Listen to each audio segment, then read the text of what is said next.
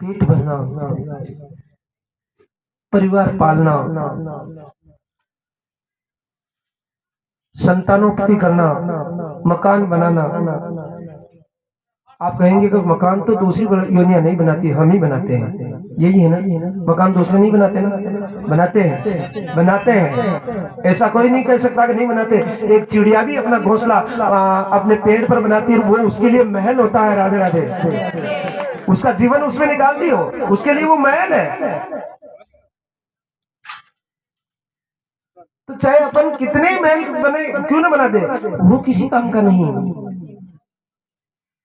क्योंकि सारे काम 84 लाख योनियां विषयों का सेवन तो सब करते हैं, परंतु केवल और केवल एक मेरे भगवान कहते हैं कि मुझे इन 84 लाख योनियों में मुझे सबसे प्यारी योनि लगती है तो केवल और केवल मनुष्य योनि लगती है। क्यों लगती है? क्योंकि मैंने इनको बुद्धि और विवेक अलग से दिया है। ये मुझे बचेंगे, मेरा नाम लेंगे, इसलिए हमें मनुष्य योनि दी है। और मनुष्य योनि देने के बाद भी हम सोचे कि हम तो बस संग्रह करना। एक बात बताओ कि इतने 84 लाख योनि में मनुष्य योनि को छोड़ करके और कौन सी योनि ऐसी है जो संग्रह करती हो अपने पीछे की पीढ़ियों के लिए? बताओ कोई। 84 लाख योनियों में एक योनि भी एक दूसरी और बताओ जो अपनी पिछली पीढ़ियों के लिए या अपनी संतान के लिए संग्रह करती हो? नहीं करती है। तो फिर क्यों उलझे हुए हो? मेरा बेटा बेटी अच्छा हो रहा है, तुम रख सकते हो उनको आराम से, है ना?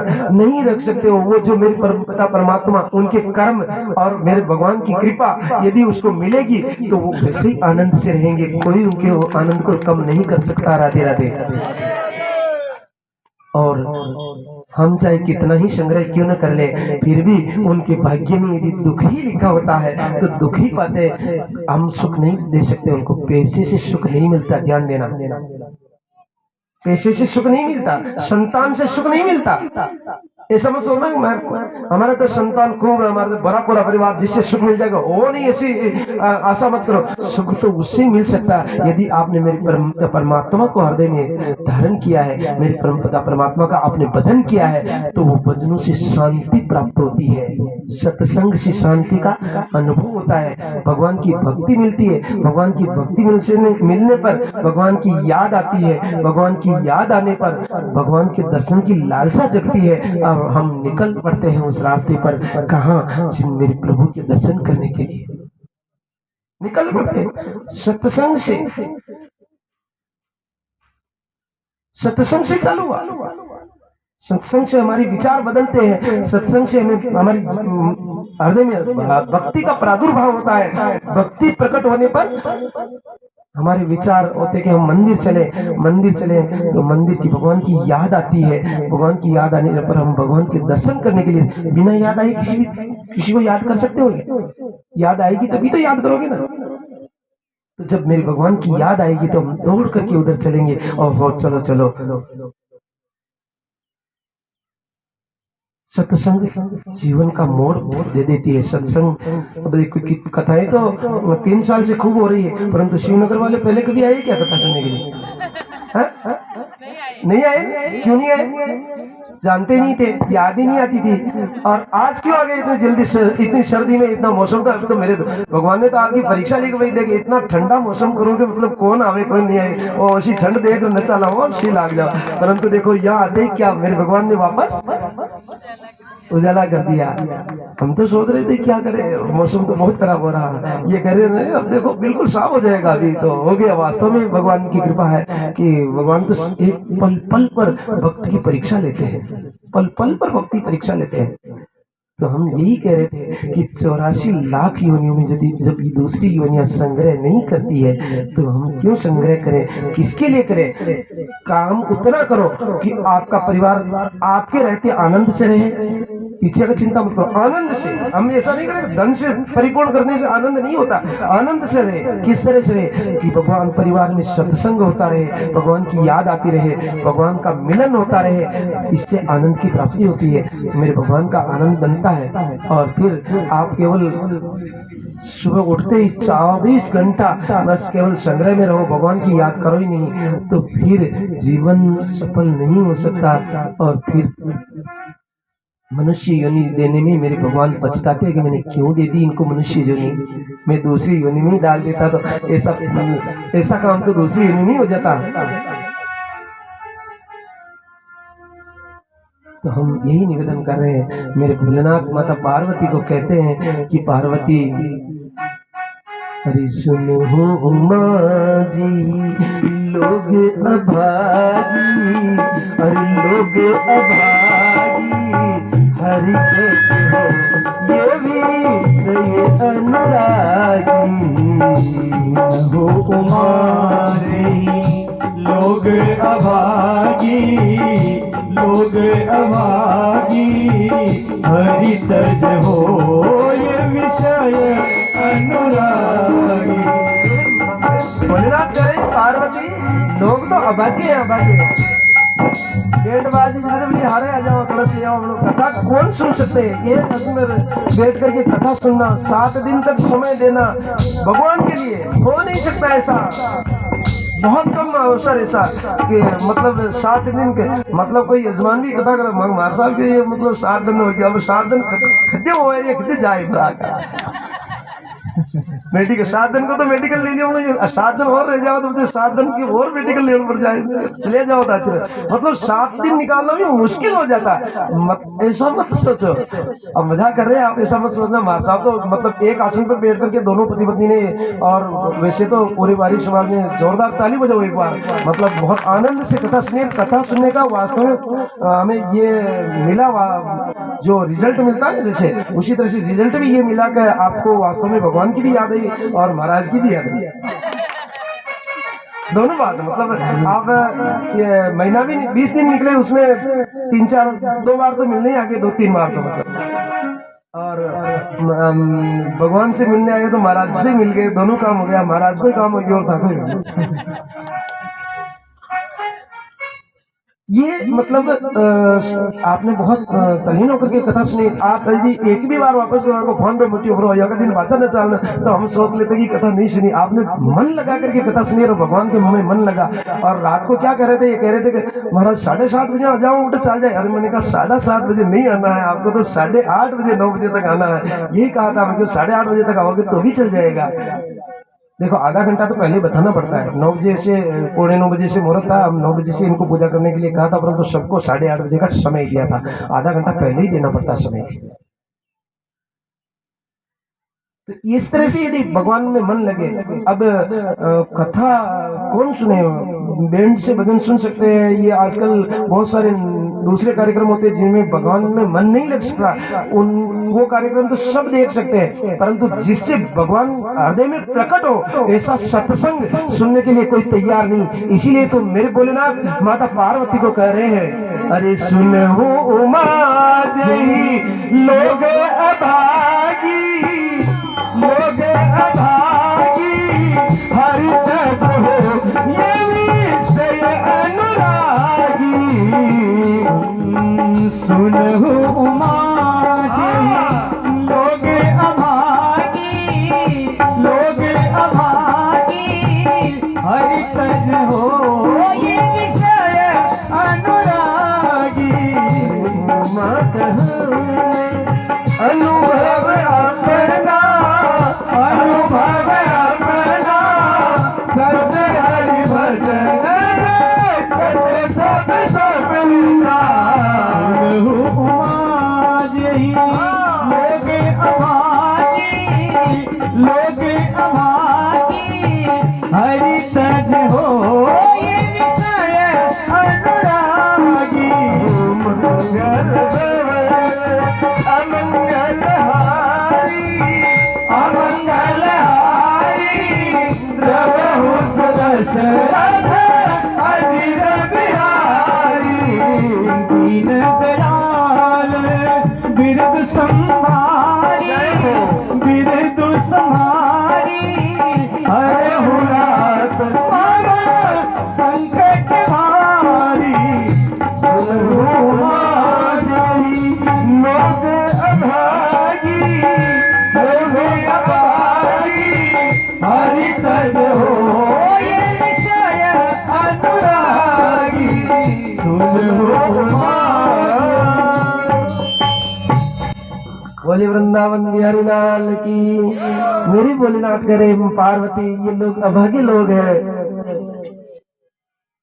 जो मेरे भगवान को छोड़ करके इस जीवन में केवल और केवल अपने हैं, तो केवल भगवान है, बाकी कोई अपना नहीं है। राधे राधे। सोच लेना अच्छी तरह से, आज अपने हृदय में धारण कर लेना ये बात, मुख्य बात है भागवत कथा की आज की, कि अपना कोई नहीं है, अपने हैं तो केवल और केवल मेरे प्रभु कोटड़ी श्याम है, बाकी अपना कोई नहीं इस देश में। ऐसा मत सोचना कि भाई मार तो चोरा चोरी कौन है, मार तो मेरे तो बेटे बेटी नहीं है, मेरे तो कोई संतान नहीं, मैं दबा सोच लेना कि भाई मेरे तो कोई नहीं है कि बच्चे। अरे कोई क्यों नहीं है, आपके गोपाल है आपके साथ में, आपके महाराज है आपके साथ में।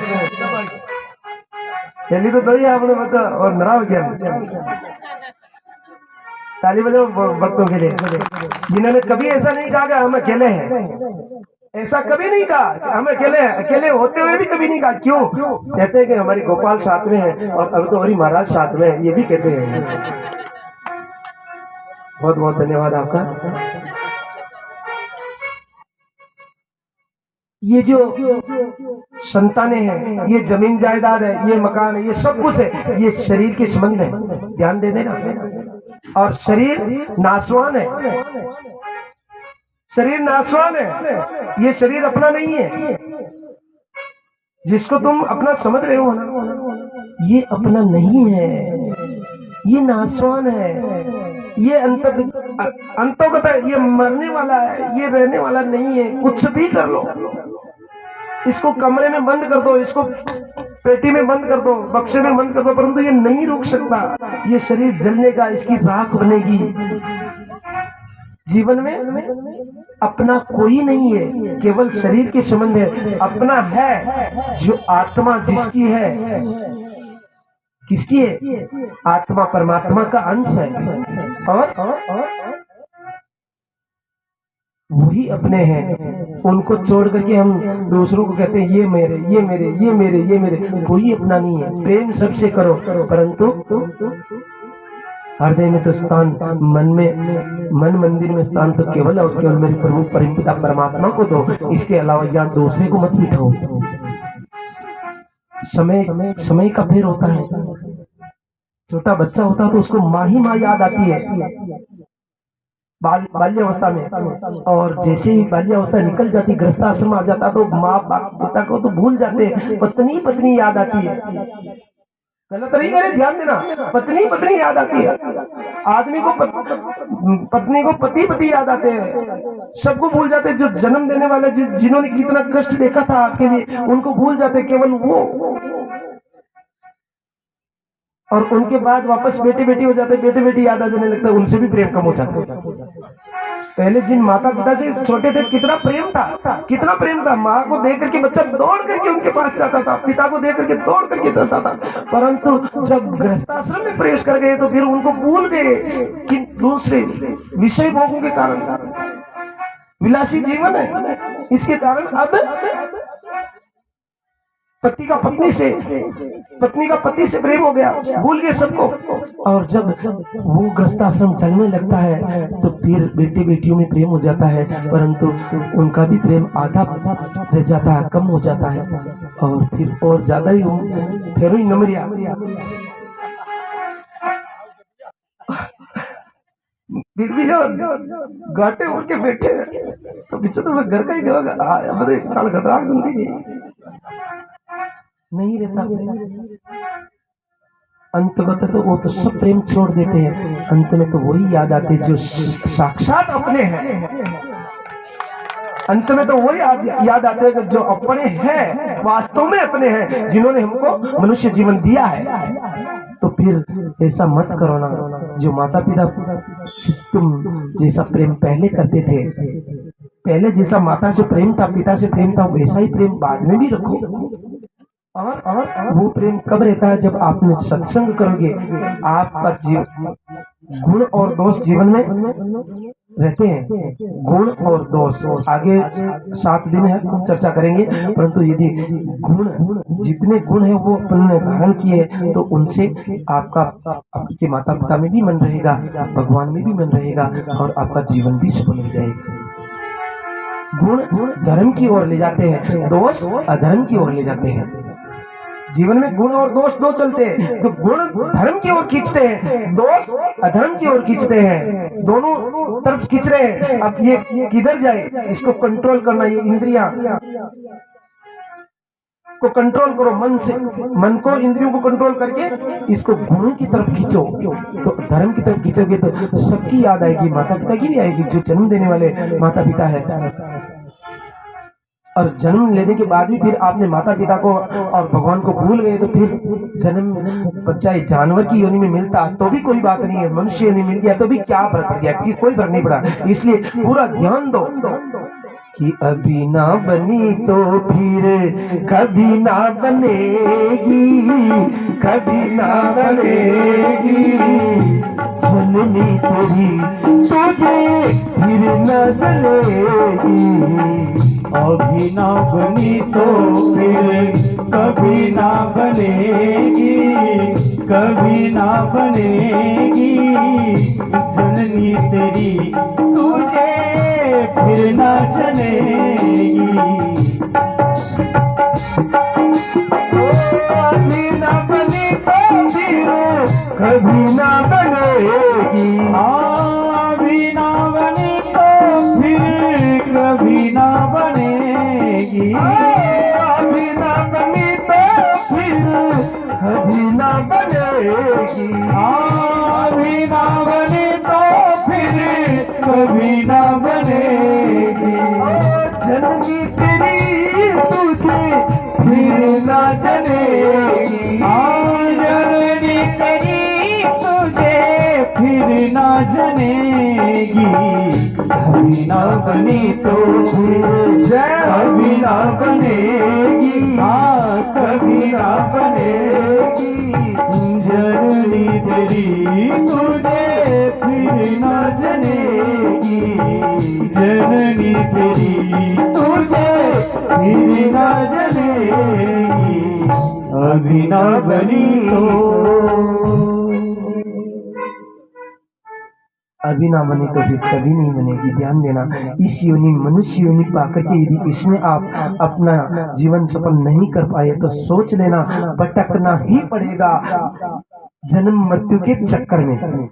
कभी कीड़े बनना पड़ेगा, कभी मकोड़े बनना पड़ेगा, कभी पक्षी बनना पड़ेगा, कभी वृक्ष बनना पड़ेगा, कभी न जाने क्या क्या बनना पड़ेगा, परंतु जन्म मृत्यु के चक्कर में भटकना पड़ेगा। और इस भटकने को यदि बंद करना है और उस माँ का नाम अमर करना है जिसने आपके लिए कितना कष्ट देखा था, उस माँ का नाम अमर करने के लिए केवल और केवल मेरे भगवान का सत्संग खूब काम करो, घर पर खूब आपका परिवार को आनंदित रखो भगवान की कृपा से, परंतु भगवान को कभी मत भूलो जो अपने हैं। और भगवान को नहीं भूलोगे तो फिर आपका नाम आपका माता पिता के साथ आपका नाम भी अमर हो जाएगा। राधे राधे। 2 मिनट का संकीर्तन करते हुए प्रवेश करते हैं जिस माध्यम से हमें शनेश्वर महाराज ने यहाँ बुलाया है। शनेश्वर महाराज की कृपा हुई है। देखो मतलब हम पहले आमंत्रित करके या प्रयोजन बना करके तो कथाएं खूब कर सकते हैं। परिमार साहब ने नारियल जलाया, कथा का होगी वहाँ, शिवनगर में कथा होगी वहाँ होगी। और जैसे छिपा साहब ने कोटड़ी के लिए अगले साल का नारियल जला दिया तो भी अगले साल कथा होगी, हमें विश्वास का भी यजमान है। परंतु बिना अनदेखी कृपा हो जाए, अनोखी कृपा जिसे हम अनोखी कृपा कहते हैं, अनोखी कृपा हो जाए शनेश्वर महाराज की और कोटड़ी श्याम की, वो कृपा कैसे मिल सकती है? मतलब कोई प्रयोजन नहीं, कोई सोच नहीं सकता था 1 महीने पहले कि ऐसा कार्यक्रम यहाँ हो सकता है क्या, और वो भी मतलब बिना यजमान के, कोई बिना किसी जिम्मेदारी के। यजमान तो आप सब लोग हो, ऐसा नहीं करेगा, नहीं है, बनाते हैं सब भगवान निमित्त, परंतु सर्वप्रथम जिन्होंने कमान संभाली, किन्होंने? कोटड़ी श्याम ने और शनेश्वर महाराज दोनों ने संभाली। कोटड़ी श्याम ने वहां से यहाँ रवाना किया, जाओ वहाँ, यहाँ आकर के इन्होंने कहा कि यहाँ भागवत करो, भागवत करो। तो ऐसे भागवत होती क्या? भागवत करो, जो भागवत को हमें पैसा देना पड़ता, महाराज बने पीछे आवेगी। उन्होंने कहा कि सब कुछ कर देंगे, आप तो केवल घोषणा कर दो। मैंने कहा नहीं करेंगे, मैं हम हनुमान जी को पूछेंगे। हनुमान जी पूछेंगे, इन्होंने कहा हाँ उनको तो पूछ लो, हम उनके लिए मना नहीं करते, क्योंकि ये हनुमान जी के ऊपर तो ये कहते हैं कि जो हनुमान जी के भक्त है, जो हनुमान जी के लाडले हैं, जो हनुमान जी का नाम ले लेते हैं, उनको तो मैं भी वंदन करता हूँ। सुनेश्वर महाराज कहते हैं, सुनेश्वर जी महाराज सबको कुदृष्टि डाल सकते हैं, सबको अपने पंजे में फंसा सकते हैं, परंतु हनुमान जी महाराज के भक्तों को कभी नहीं फंसाते। हनुमान जी महाराज के भक्तों पर ये सुदृष्टि, अच्छी दृष्टि डालते हैं और इनकी कृपा बरसाते हैं हनुमान जी महाराज के भक्तों पर। इसलिए हमने इनको निवेदन किया कि आपकी आज्ञा का तो हम पालन करेंगे, परंतु हम हनुमान जी महाराज को पूछेंगे। और हनुमान जी महाराज ने कहा कि महाराज एक कथा के लिए हमें पूछ रहे हो, हम सारी कथा हम आपकी सफल करवाते, फिर भी आप एक एक कथा के लिए हमें आकर के पूछ रहे हो, वो भी हमारे सुनेश्वर जी के लिए। नहीं पूछना और निसंकोच होकर के घोषणा करो। और हमने आपके शिवनगर की कथा में घोषणा ही कर दी निसंकोच होकर के, और भगवान ने आज्ञा भी बुला भी दिया। ऐसी कृपा हो गई भगवान की। तो अनोखी कृपा यदि भगवान की किसी भक्त पर हो जाए, ध्यान देना, अनोखी कृपा यदि किसी भक्त के ऊपर भगवान की हो जाए तो वो कृपा अहेतु की कृपा कहलाती है। वो अहेतु की कृपा कभी नहीं मिल सकती जो हमें मिल रही है। इस कृपा के अधिकारी कौन कौन, अब ये यही जाने, हम नहीं जान सकते। राधे राधे। 2 मिनट का संकीर्तन करते हैं, प्रवेश करते हैं भागवत रूपी पतित पावनी गंगा में डुबकी लगाने का। किस धुन में बैठा बावरे, हाँ, और किस मद में तू मस्ताना है। ध्यान देना, जिस धुन में बैठे हुए हो अपनी धुन को बदल दो। और मेरे भगवान सुनेश्वर महाराज की यहाँ जो मेरी कोटड़ी श्याम की परम लीला चलेगी 7 दिन तक। लीला किनकी, कथा इनके दरबार में हो रही, परंतु ये किसकी लीला करवा रहे, मेरी कोटड़ी श्याम की लीला करवा रहे। 7 दिन तक मेरे कोटड़ी श्याम की लीला गाएंगे यहाँ। ओ सोने वाले जाग जा, संसार मुसाफिर खाना है। हाँ, सोने वाले जाग जा, संसार मुसाफिर खाना है। और किस धुन में बैठा बावरे, किस धुन में बैठा बावरे, किस मद में तू मस्ताना है। सोने वाले जाग जा, संसार मुसाफिर खाना है। अरे सोने वाले जाग जा, संसार मुसाफिर खाना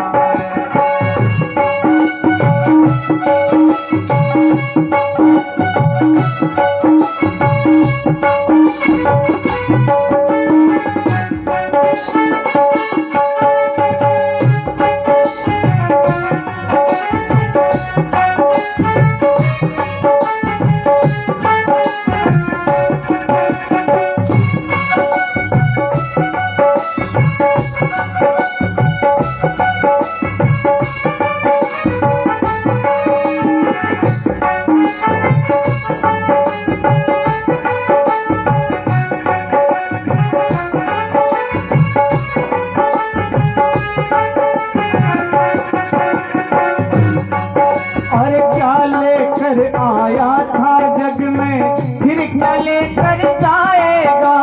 क्या लेकर आया था जग में, क्या लेकर तू जाएगा। देखो, लेकर के तो हम कुछ नहीं आए थे, परंतु लेकर के जाएंगे। पैसा खूब कमा रहे हैं, खूब धन दौलत इकट्ठा, सोना चांदी और रुपया साथ में लेकर के जाएंगे। लेकर आए थे तब तो कुछ भी नहीं लेकर के आए थे, परंतु जाएंगे ना तब तो हम पैसा खूब कमा रहे हैं, खूब धन कमा रहे हैं, खूब संग्रह कर रहे हैं, तो वो लेकर के जाएंगे। ध्यान दो, ऐसे नहीं जाएंगे खाली हाथ हम।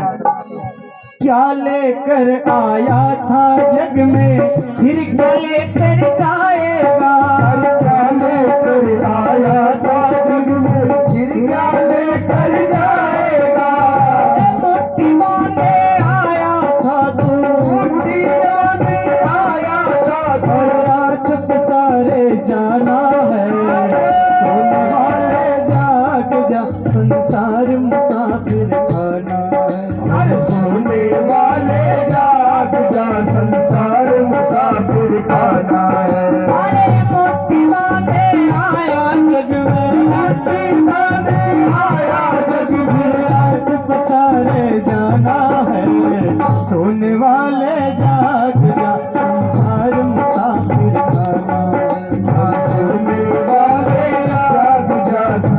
संसार मुसाफिर खाना।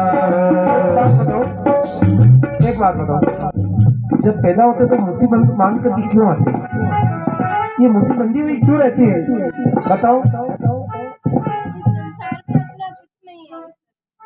मुट्ठी क्यों बंधी रहती है? संसार में सब कुछ है, कैसे नहीं है? मुट्ठी इसलिए बंधी रहती है कि आपको मनुष्य जीवन मिला ना, तो आपके पुण्य इस मुट्ठी में बंद है। आपका पुण्य नहीं होता तो आपको मनुष्य जीवन नहीं मिल सकता था। इसलिए मुट्ठी बांध करके आया कि इसमें पुण्य है, इसको खर्च मत करना और इसमें और सवाया भर देना, तो मैं तेरा जीवन, ये जन्म मृत्यु का चक्कर मिटा दूंगा। और यदि मुट्ठी में जिस तरह से मैं माल बेच रहा हूँ, पुण्य रूपी माल, पुण्य का माल, वो जो मैं बेच रहा हूँ, इसको खर्च करके तू ऐसे आएगा ना, तो फिर जन्म मृत्यु के चक्कर में भटकना पड़ेगा। परंतु जो पुण्य दे रहा हूँ, उस पुण्य को बढ़ा देना और पुण्य की गठरी वापस, मेरे धन नहीं चाहिए, ये धन यही रहेगा। जो हम कह रहे हैं ना धन ले जाएंगे, धन यही रहेगा, सब कुछ यही रहेगा। परंतु जो मुट्ठी में जो पुण्य आया था, उसको पुण्य को यदि आपने सुरक्षित रखा, उसमें ब्याज और मिला दिया मूल में, तो फिर जन्म मरण का चक्कर मिट जाएगा और मेरे परमपिता परमात्मा अपने वैकुंठ लोक में आपको स्थान दे देंगे। राधे राधे। ओ सोने वाले जाग जा, संसार मुसाफिर खाना। सोने वाले जाग जा, संसार मुसाफिर खाना।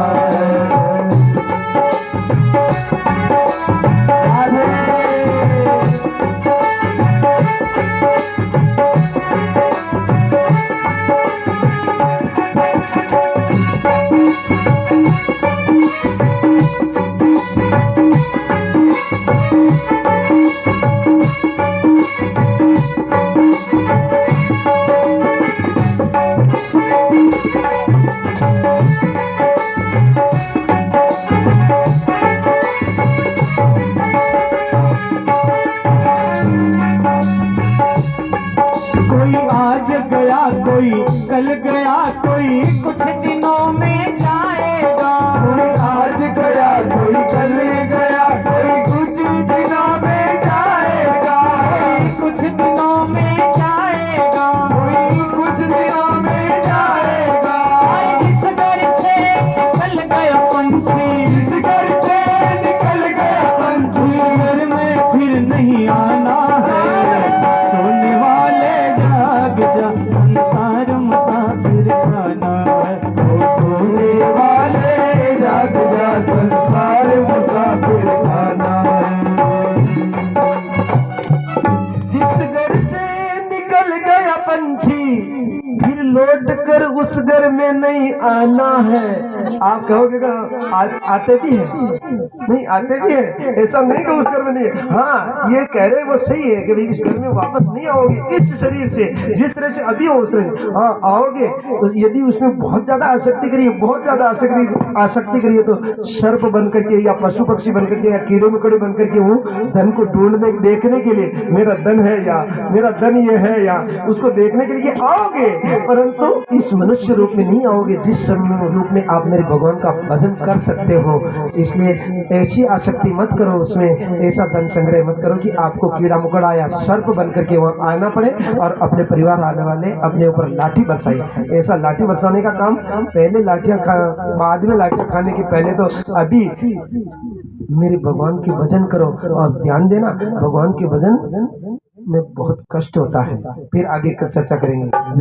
ओ सोने वाले जाग जा, संसार मुसाफिर खाना। सोने वाले जाग जा, संसार मुसाफिर खाना।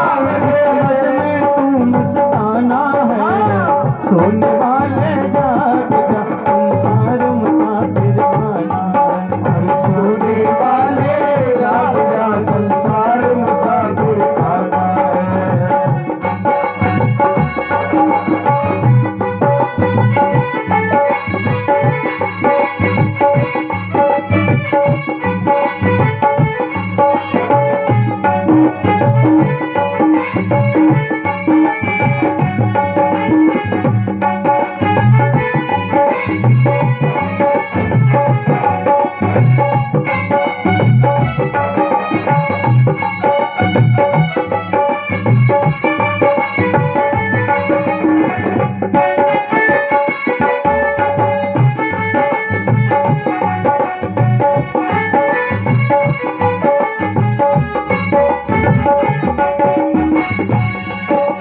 भक्त मंडल हरि नाम जपो, फिर ऐसा समय नहीं आएगा, ऐसा समय नहीं आएगा, ऐसा समय ना आएगा, ऐसा समय नहीं आएगा। आकर कंचन सी काया को, आकर कंचन सी काया को, आकर कंचन सी काया को, आकर कंचन सी काया को, तुमले पछताना है। सोने वाले जाग जा, संसार मुसाफिर खाना, सोने वाले जाग जा, संसार मुसाफिर खाना।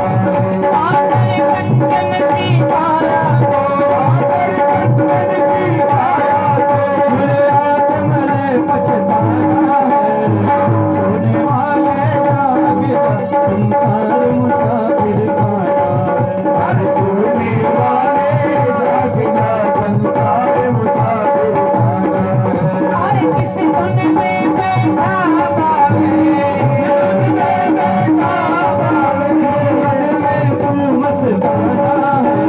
सोने वाले जाग जा, संसार मुसाफिर खाना, सोने वाले जाग जा, संसार मुसाफिर खाना। सोने वाले जाग जा, संसार मुसाफिर खाना, सोने वाले जाग जा, संसार मुसाफिर खाना। बोले वृंदावन बिहारी लाल की जय हो। अब हम भागवत रूपी गंगा में डुबकी लगाने का प्रयास कर रहे हैं। सर्वप्रथम वेद व्यास जी महाराज ने सत्य की वंदना करी है। सच्चिदानंद रूपाय विश्वोत्पत्त्यादि हेतवे तापत्र विनाशाय श्री कृष्णाय वयं नमः। सत्य चित्त आनंद उन परमपिता परमात्मा की वंदना करी है वेद व्यास जी महाराज ने, जो सदा सदा के लिए सत्य है, जो पहले सत्य थे, आज भी सत्य है और आगे भी सत्य रहेंगे। उन सत्य की वंदना करी है। हम आपको यही निवेदन करते हैं कि सत्य के अलावा और कुछ नहीं है। यदि आपने जीवन में सत्य को अपनाया है तो मेरे भगवान की पूजा हो गई। सत्य ही भगवान है, सत्य ही परमपिता परमात्मा है। सब कुछ आ जा सकते हैं, परंतु जो सदा सदा के लिए सत्य है, सदा सत्य के लिए सत्य थे और सदा सदा के लिए सत्य रहेंगे, ऐसे सत्य रूपी भगवान परमपिता परमात्मा को हम वंदन करते हैं। सत्य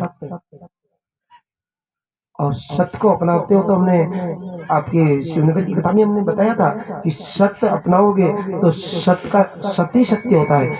सत्य को अपनाओगे तो उसके ऊपर बिंदी लग जाएगी। बिंदी क्या होती है? जैसे साफा बांधते हैं तो शरीर कितना मतलब उसकी शोभा करते लोग, कहते हैं ना मेरी साफे की लाज रखना। साफा नहीं होता तब तक उस मनुष्य की कोई ज्यादा उतनी वैल्यूएशन नहीं होती है जितना वो चाहे कितना ही बड़ा क्यों नहीं होता। जब देखो हमारे जैसे देश के प्रधानमंत्री भी होते हैं तो वो हमेशा चाहे साफा लगाओ मत लगाओ, परंतु जिस दिन पूरा देश देखता है उनको 15 अगस्त स्वतंत्रता दिवस पर जब वो लाल किले पर मेरे भगवान का तिरंगा फहराने के लिए जाते हैं तो उस समय में साफा लगा करके जाते हैं। ध्यान दे देना, कभी भी देख लेना, कोई सा भी प्रधानमंत्री कहना क्यों ना हो, लगाते नहीं लगाते? क्यों लगाते? क्योंकि साफा सत्य का प्रतीक है। साफा ये स्थानीय भगवान का मंदिर है, भगवान का स्थान है। इसलिए हम आपको करेंगे सत्य के ऊपर बिंदी रूपी साफा लगा दोगे तो क्या बन जाओगे? संत बन जाओगे। क्या बात, कथा को याद कर रखी आपने। यही तो बात होती है, इसी तरह से कथा सुननी चाहिए। सत्य के रास्ते पे चले तो आपको मेरे प्रभु साफा बनवा देंगे, बिंदी रूपी साफा बनवा करके आपको संत बना देंगे। संत बना देंगे तो आपका जीवन सफल हो जाएगा। राधे राधे। जी। संत बनना, संत कहने का मतलब केवल छोटे से 2 अक्षर कह देते, परंतु संत बनना कोई छोटी मोटी बात नहीं होती है। आप हम यही निवेदन करते हैं कि सत्संग भक्ति रूपी बिंदी लगा दो ऊपर, मेरे भगवान की सत्संग का साफा पहन लो। आप वो सत्संग का साफा आपने पहन लिया, सत का साफा, तो आप संत बन जाओगे, उसमें कोई दोहराई नहीं हो सकती। जो एक बार मेरे प्रभु के रास्ते की तरफ मुड़ जाते हैं तो उनका मेरे प्रभु कभी अहित नहीं होने देते पूरे जीवन में। चाहे बाद में रास्ता भटक भी गए तो भी मेरे प्रभु आपको हाथ पकड़ करके वापस लाने की कोशिश करते हैं। हम बताएंगे आगे। मेरे भगवान कोटली श्याम की कृपा होगी तो भाई मेरे भगवान हाथ पकड़ करके भी आपको वापस रास्ते पर ले आते। क्यों? क्योंकि आप पहले मेरे भगवान के जानकार हो, मिले हुए हो, आपको भगवान पहचानते हैं, क्योंकि आप भगवान से पहले आपने प्रेम किया है। चाहे बहुत दिनों बाद आप मिलोगे तो भी आप ये कह दोगे कि नहीं अपन कहीं मिले हुए हैं, कहते हैं ना। पहले आप थोड़ा सा कहते हो महाराज मैं था न जाना, महाराज के भी मैं तो था ना, देखा था शिवनगर में बोली मिलो, बोली कटे भी मिलो, अपने मिले था हाँ ज्यादा टाइम हो गया कोई बात नहीं, परंतु हम मिले हुए हैं आपसे, ऐसी याद तो आएगी। और आपको याद दिला देंगे तो आप कहोगे हाँ हाँ महाराज तो वही होगी। ओहो ज्यादा तो की दिक्कत कौन है। ऐसे मतलब यदि आपने भगवान को एक बार याद किया है, भगवान के रास्ते पर आप गए हैं, सत्य के रास्ते पर आप चले हैं, आप संत बने हैं, तो मेरे भगवान आपको चाहे रास्ता भटक भी गए तो भटकने नहीं देंगे। राधे राधे। और वापस मेरे भगवान आपको सत्य के मार्ग पर लगा देंगे। क्यों? क्योंकि वो सदा सदा प्रकाशमान है। जिनको प्रकाश की जरूरत नहीं, अभी यहाँ लाइट जाती है हैंडल लगाना पड़ता है, हैंडल लगाओ, उनको हैंडल लगाने की जरूरत नहीं। क्यों? कि वो प्रकाश को वही पैदा करते हैं। सूर्य नारायण भगवान जो साक्षात विश्वात्मा है, उनमें भी प्रकाश वही डालते हैं जो सदा सदा के लिए प्रकाशवान है, जो स्वयं प्रकाशवान है।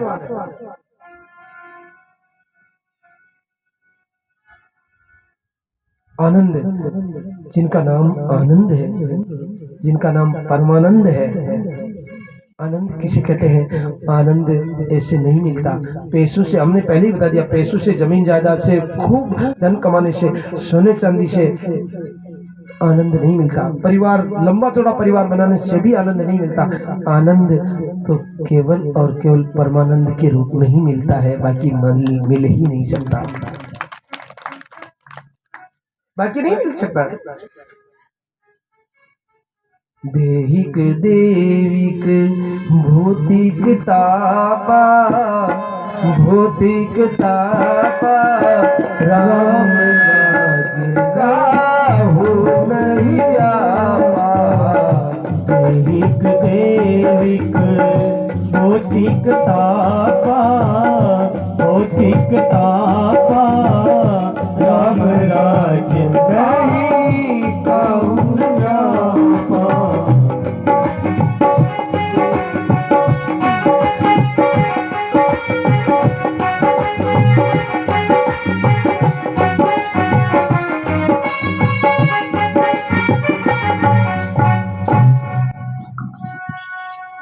देहिक देविक भौतिक, ये ताप है ना, ये आनंद नहीं मिलने देते हैं। इन तापों को, ये ताप ही हमें दुखी किए रहते हैं। इन तापों का नाश करने वाले केवल और केवल परमपिता परमात्मा है। इसलिए तो संसार में पैसा हो जाएगा तो किस एक कारण से कोई दुखी, किसके पास पैसा नहीं तो वो दुखी, जिनके पास पैसा है तो भी दुखी, जिनके पास संतान नहीं वो दुखी, और जिनके पास संतान है वही दुखी। जिनके पास जमीन नहीं है वो दुखी, जिनके पास जमीन का खूब जमीन है तो भी दुखी, जिनके पास रहने का मकान नहीं वो भी दुखी, और जिनके पास रहने वाले ही नहीं मकान में तो वही दुखी। जिनके पास मकान नहीं है वो दुखी, जिनके पास मकान है परंतु रहने वाले नहीं तो वो दुखी। तो सुखी कौन? कोई तन दुखी, कोई मन दुखी, कोई धन भी न रहे तो उदास,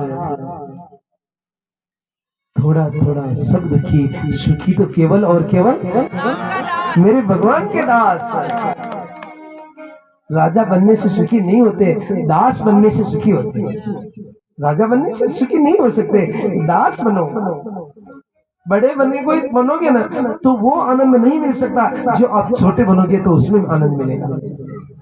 कोई तन दुखी, कोई मन दुखी, कोई धन भी न रहे तो उदास, थोड़ा थोड़ा सब दुखी, सुखी केवल और केवल मेरे प्रभु कोटड़ी श्याम का दास।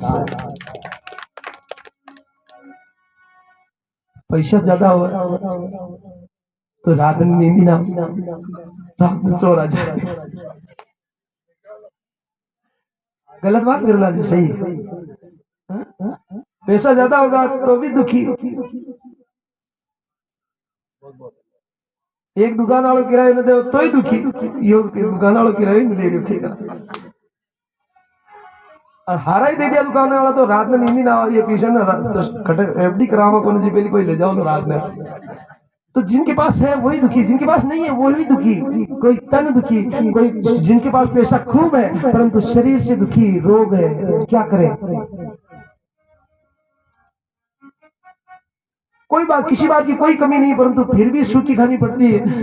डॉक्टर ने मना कर रखा है क्योंकि कोई तन दुखी, कोई मन दुखी। और जाकर रोग भी कौन है, पैसे ही खूब है परंतु संतानु दुखी, छोरा छोरी खेलो ही ना करे, क्या करे।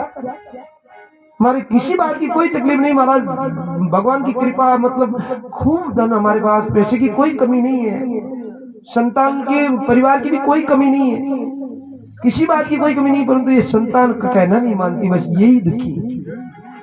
अब सब कुछ होते हुए तो भी दुखी। अब जिनके पास नहीं है तो वो भी दुखीगा। संतानी को दानी को खिलाओ, पत्नी रोज क्या खिलाऊं, वो भी दुखी। परंतु वो दुखी नहीं है जो सदा सदा मेरे कोटड़ी श्याम के चरणों में बैठ करके भगवान के भजन करे और अगर रोज मावा मिष्ठान मिलबो करे। आज तो एक टीम आई जो एक थैली लिए महाराज, ये चीकू, एप्पल और दूसरा आया जो फिर अलग ही ले आया, और तीसरा आया जो अलग ले आया, चौथा बिलवाड़ों पपीता ही भेज दिया कि महाराज को करने दीजिए जा। क्यों दे रहे हैं? क्योंकि मेरे कोटड़ी श्याम को पता है कि भाई महाराज का ध्यान रखना अपन, और कौन रखेंगे ध्यान कौन रखेंगे? कोटड़ी श्याम रखेंगे। तो इसलिए जो मेरे भगवान का दास है उसको किसी बात की मिल आ जाए तो कोई बात नहीं। मेरे भगवान परीक्षा भी ले लेते कि आज महाराज मैंने बादामी दूध पियो तो पी लेंगे, कोई बात नहीं, हमारी क्या फर्क पड़ रहा है। दूध ही नहीं तो भी नहीं पियेंगे, कोई बात नहीं। और दूध भी यार किसी को भेज दिया रात को, मतलब 10:30 बजे किसी ने, मेरे भगवान ने परीक्षा ले ली कि महाराज दूध अकेला ही पियो, तो हाँ तो दूध मिल गया था कि अकेला ही क्या देखा, आज देखो महाराज ने अकेला ही पिया कि दूसरा नहीं पिला। तो हमने कहा प्रभु ऐसा क्यों है, तो इतना दूध तो मैं अकेला थोड़ी पीऊंगा, हमने पिला देंगे दूसरों को, चाय बना करके रात को 11 बजे चाय पिला करके पिला देते दूसरों को। तो भगवान की कृपा मिले तो ही संतोष, नहीं मिले तो भी कोई दिक्कत नहीं। ऐसा संतोषी आदमी सदा सुखी, संतोषी सदा सुखी। कबीरदास जी कहते हैं, अरे कबीरा सब जग निर्धना, अरे धनवंता नहीं को, कबीरा सब जग निर्धना, धनवंता नहीं को, धनवंता कोई जानिए जागे, राम नाम धन हो, राम नाम धन हो, धनवंता कोई जानिए, राम नाम धन हो, राम नाम धन हो।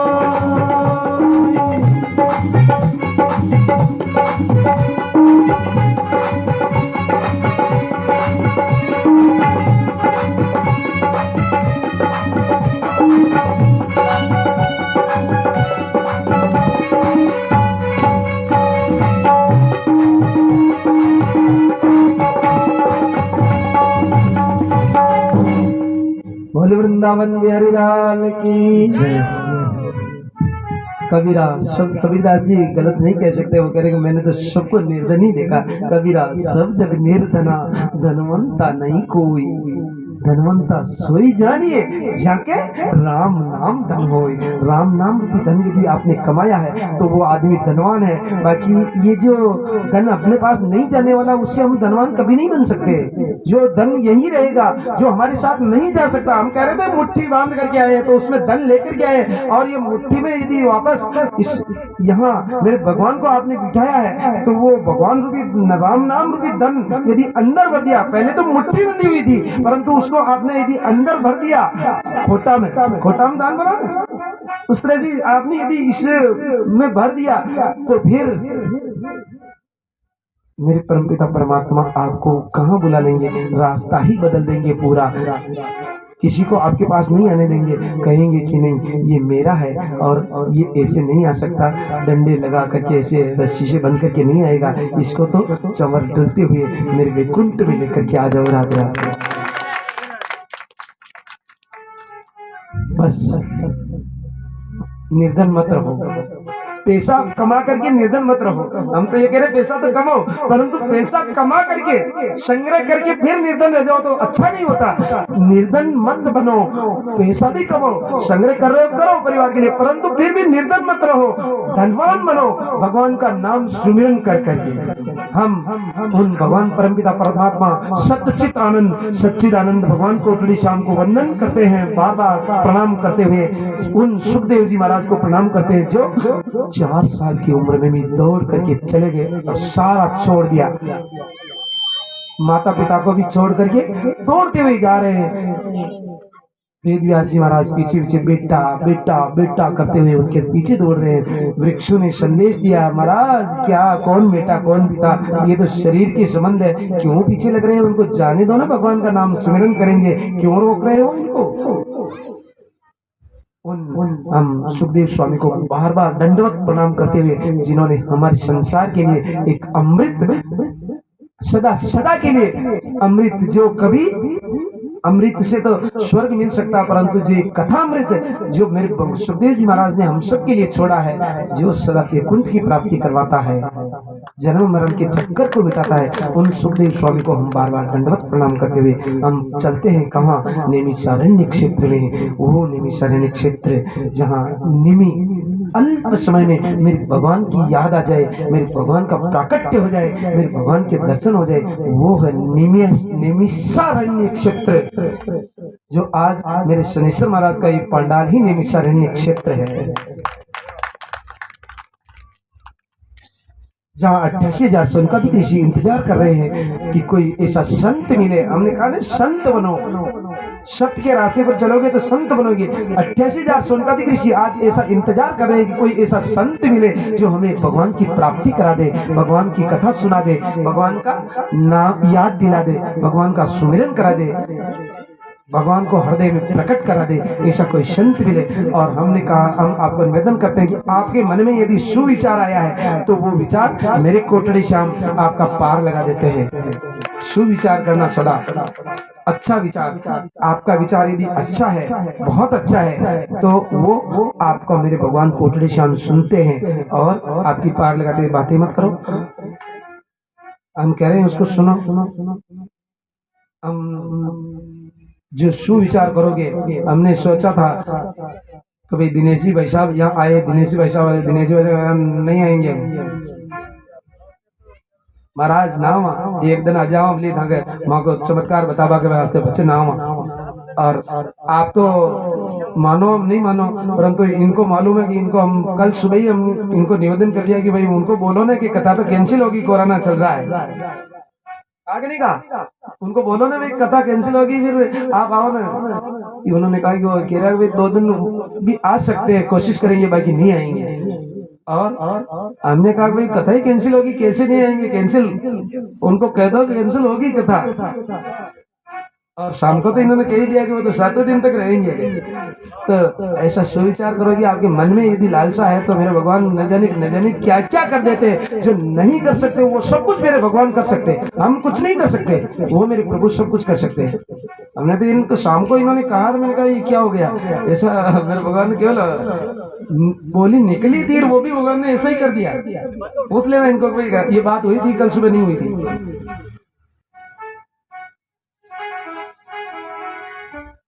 ऐसा विचार 86,000 सोनकादिक ऋषियों के मन में आया। तो सोनकादिक ऋषि सुविचार करते हैं, तो उसी समय में सूत जी महाराज का आगमन होता है। बोलिए सूत जी महाराज की 20 साल की उम्र सूत जी महाराज आए संतों के बीच में। संत हजारों वर्ष की उम्र के जो खड़े होकर के आज सूत जी महाराज को दंडवत प्रणाम कर रहे हैं। सूत जी महाराज चक्कर में पड़ गए, अरे क्या कर रहे हो महाराज आप, मैं एक छोटा सा बालक 20 साल का, आप हजारों वर्ष जिनको आपकी आयु का पता नहीं, आप मुझे प्रणाम कर रहे हो।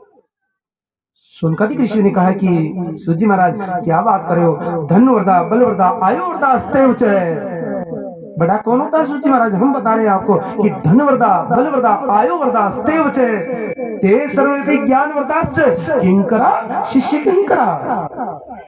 अरे महाराज कोई धन में बड़ा होता है वो बड़ा नहीं गिना जाता है, कोई बल में बड़ा हो उसको बड़ा नहीं कहते हैं, कोई आयु में हजारों वर्ष जी जाए उसको बड़ा नहीं कहते। बड़ा जो मेरे भगवान का भजन करे, जो मेरे भगवान का ज्ञान वितरण करे, जो मेरे भगवान ज्ञान में जो बड़ा हो, मेरे भगवान का जिसके हृदय में प्राकट्य करा दे, भगवान के सत्संग सुना दे, वो सबसे किंकरा शिष्य किंकरा, वो मेरे भगवान का लाडला भक्त, वो सबसे बड़ा होता है जो मेरे भगवान के गुणगान करे।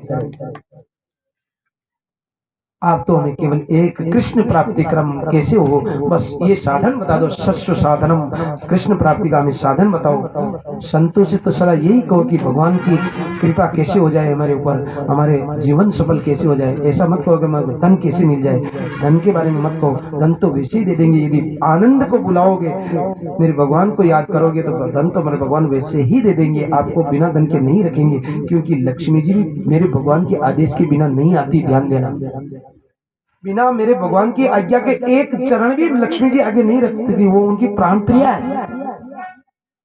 इसलिए आप भगवान को मनाओगे, भगवान को बुलाओगे, तो लक्ष्मी जी भी आ जाएंगे।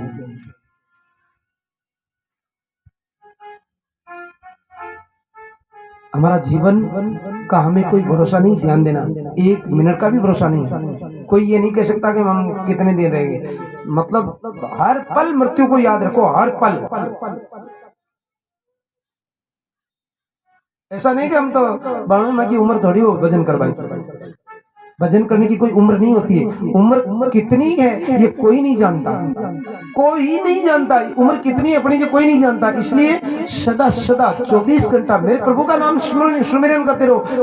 कब न आ जाए आपका अंत समय, भगवान का बुलावा आ जाए और हम वहां चले जाए, परंतु यदि आपने 24 घंटा में काम कुछ भी करो, ये मुंह तो केवल हमने वहां बताया था शिवनगर में केवल भजन करने के और भोजन करने के लिए ही है, ये 2 काम ही करता है, इसके अलावा दूसरा काम तीसरा काम तो इसके लिए है ही नहीं। राधे राधे, प्रेम से बोलो, जोर से बोलो। मतलब ये मुंह केवल भोजन करना और भजन करना, ये 2 काम इसका, तीसरा काम तो है ही नहीं। तो आप भोजन करते समय भी मेरे भगवान की याद आपको आए, परंतु भोजन करने के बाद तो काम कुछ भी करो, खेत पे करो, नौकरी पे करो, बाजार में करो, कहीं भी करो, परंतु मेरे भगवान का सुमिरन सदा चलता रहे। बस जो आपको गुरु मंत्र मिला है, जो आपको अच्छा लगे, 1000 नाम है मेरे भगवान के, जो एक नाम आपको कितना प्रिय लगे, वो नाम सदा मेरे भगवान का चलते रहो, बस मन में चलता रहे। ऐसा यदि आप करते हैं तो हमने कहा था कि उस फिर डाल बन जाएगा, कहाँ किधर डाल बन जाएगा, फिर किधर बनेगा, भगवान की तरफ, भगवान के नाम की तरफ, भगवान की कथा की तरफ, भगवान के सत्संग की तरफ और भगवान के स्वरूप की तरफ।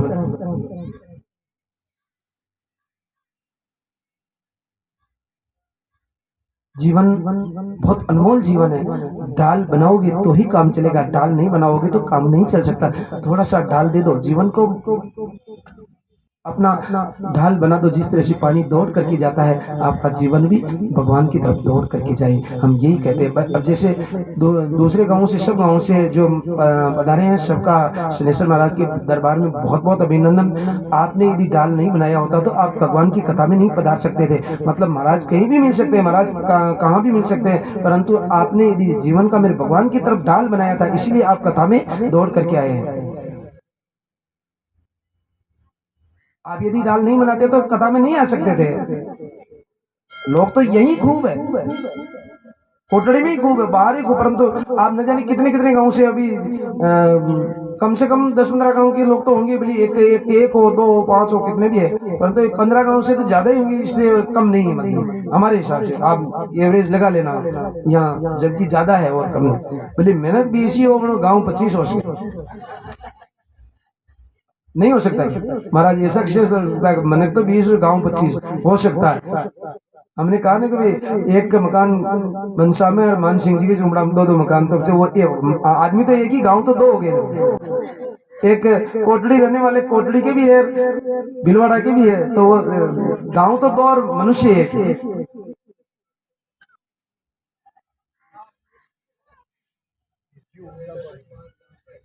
हाँ तो 5 नहीं, हमें भी अच्छा और ध्यान दीजिए। परंतु सदा सदा भगवान का नाम जपते रहो। भगवान का नाम क्या है कि ऐसा सत्संग, ऐसी भागवत कथा। एक बार सूजी महाराज कहते कि तुमने जो साधन पूछा है मुझे कृष्ण प्राप्ति का, ये साधन में आपको ऐसी कथा सुनाता हूँ कि मत पूछो। जो कथा एक बार देवताओं ने, जब सुखदेव स्वामी राजा परीक्षित को कथा सुनाने जा रहे थे, तो देवता लोग ब्रह्मा जी के पास गए और ब्रह्मा जी ने को जाकर के कहा कि महाराज वो कथा हमें सुना दो ना। तो ब्रह्मा जी ने एक अमृत कलश दिया कि जाओ, जो मरने वाला है 7 दिन में राजा परीक्षित, उनको ये जाकर के सुखदेव स्वामी को दे देना कि वो उनको पिला देंगे और तुम उनके बदले में कथा ले लेना। पधारिए। हमने यही तो कह रहे थे कि भाई दाल आपने बनाया है तो आप दौड़ करके आ जाओगे, दाल नहीं चढ़ाई बनाई तो नहीं आ सकते। देखो हमारे सांगानेर से ओम जी भाई साहब जोड़े से पधारे हैं। सभी वक्तों के लिए, बाहर से पधारे हुए वालों के लिए सबके जोरदार एक बार सब ताली बजा लो। आप आपकी आप ही बहुत बहुत धन्यवाद।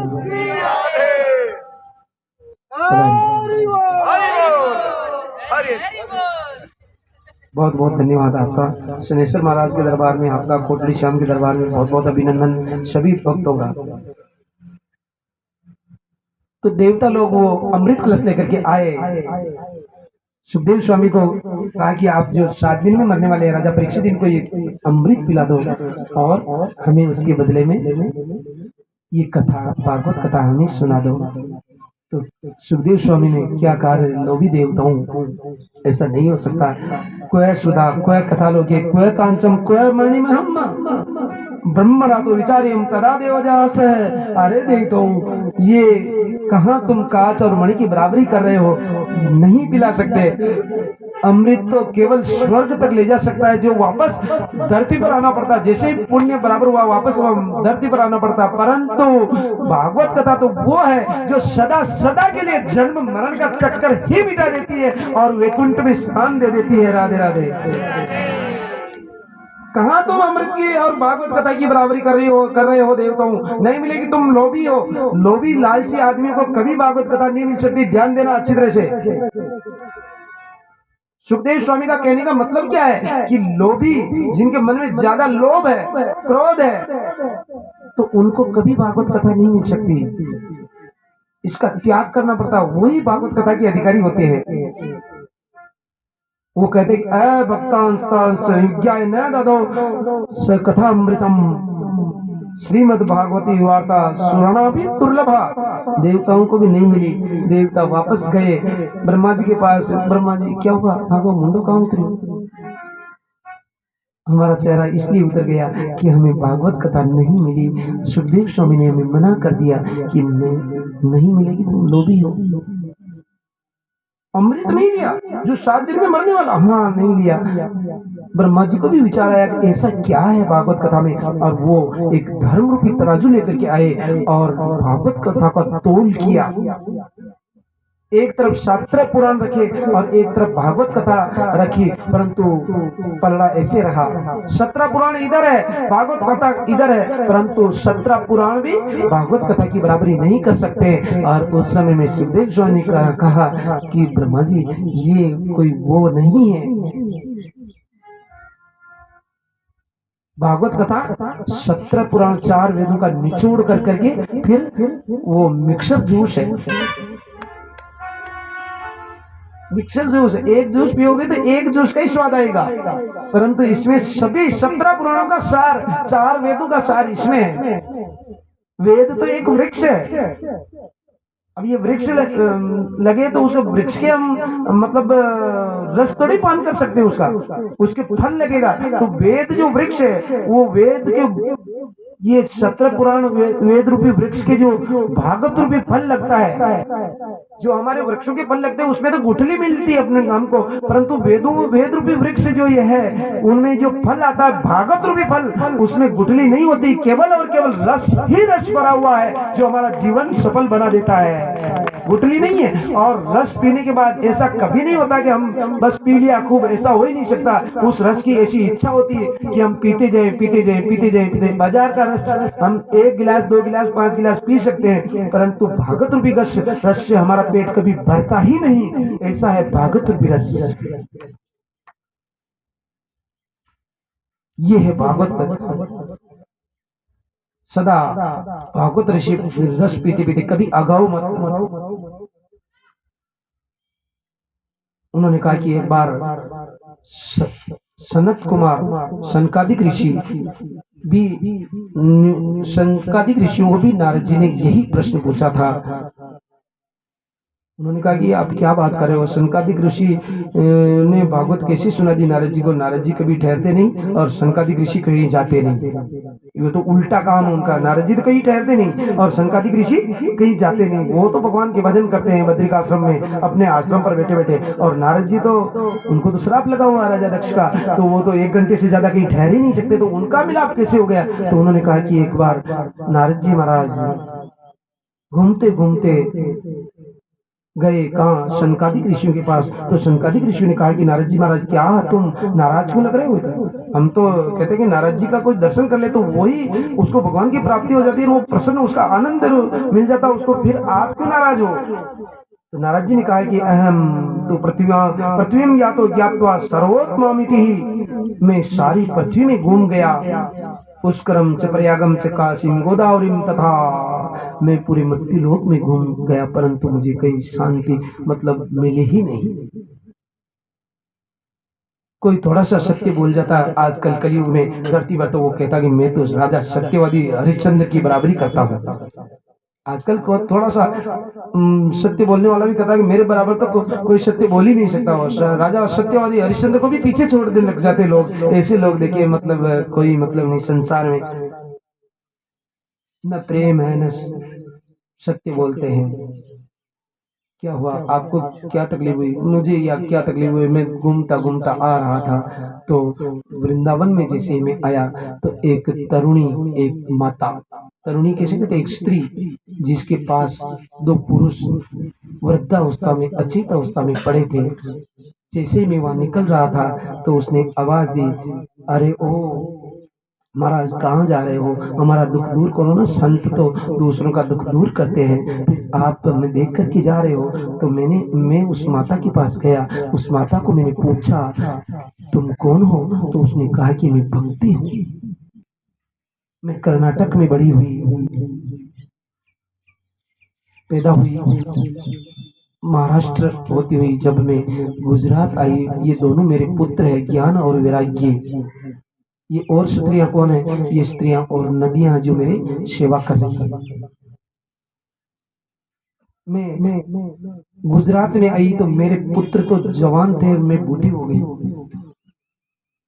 परंतु मैं जब वहां से निकली तो मैं तो वापस निकल करके राजस्थान होती, उत्तर प्रदेश में, मध्य प्रदेश होती, राजस्थान से उत्तर प्रदेश में मैं जब वृंदावन में आई तो मैं तो जवान हो गई, परंतु मेरे दोनों पुत्र वृद्धावस्था को प्राप्त हो गए। देखो महाराज, एक माँ बूढ़ी हो जाए और बेटे बेटी जवान हो तो चल जाता है, परंतु बेटे बेटी यदि वृद्ध हो और माँ जवान हो तो ये अच्छा नहीं लगता। मैं एक माँ अपने बेटे को बूढ़ा नहीं देख सकती, कभी ध्यान देना, एक माँ अपने पुत्र को वृद्धावस्था नहीं देख सकती, कभी देखना भी नहीं चाहती कि हम यही कहते हैं कि चाहे मैं चला जाऊं कोई बात नहीं, परंतु मेरे पुत्र जवान रहे, मेरे पुत्रों का कुछ बिगड़े नहीं, ऐसा सोचते हैं। तो उन्होंने कहा कि मेरे बेटों का दुख दूर करो, ये अचेत अवस्था में पड़े हैं, वृद्धावस्था को प्राप्त हो गए, क्यों हो गया ऐसा।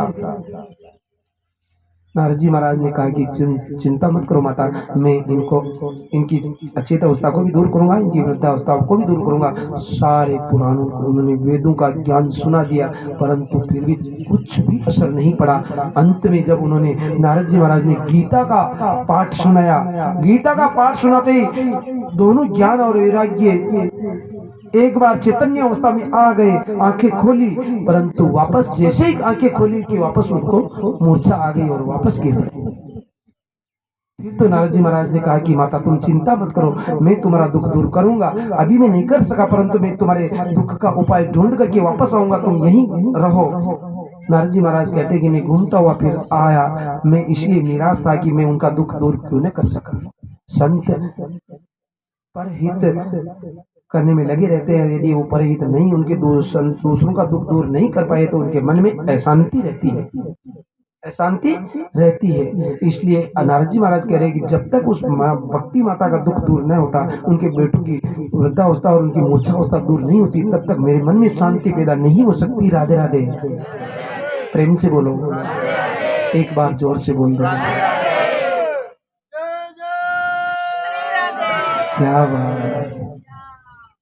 उन्होंने कहा कि देखो कुछ भी करो, तो उन्होंने कहा कि महाराज तुम्हारे, जब मैं वहां से निकला तो एक आकाशवाणी हुई वहां कि सत्कर्म करो। तो मैं सत्कर्म क्या करो, कौन सा सत्कर्म करो?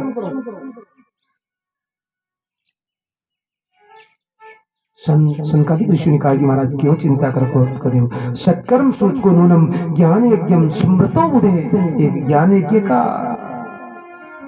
आयोजन करो, आयोजन करो तो पीछे आ जाएंगे पैसे, चिंता क्यों करते हो? ज्ञान यज्ञ, ज्ञान यज्ञ का आयोजन करो। सत्कर्म सोच को नूनम ज्ञान यज्ञ स्मृतो बुधे, श्रीमद् भागवत वाला तो गीतम सुखादेवी, जो सुखदेव महाराज की जो बनाई हुई भागवत, सुखदेव महाराज की जो झूठी भागवत। सुखदेव जी महाराज कौन है? एक तोते के रूप में जन्म लिया उन्होंने।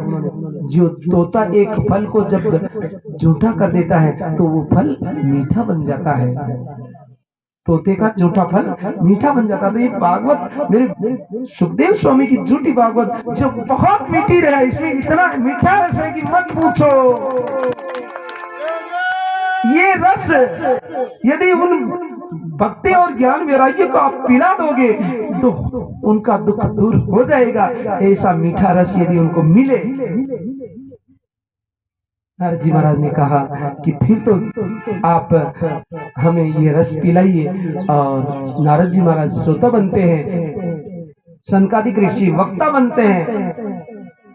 4 आसन लगाए गए, ज्ञान वैराग्य का, भक्ति का, और नारद जी महाराज श्रोता, सबका आसन लगाया गया। आसन लगा करके भागवत कथा सुनाई गई। परंतु नारद जी महाराज ने पूछा कि देखो महाराज एक बात बताओ, ये भागवत कथा सुनने से किस किस का उद्धार होता है?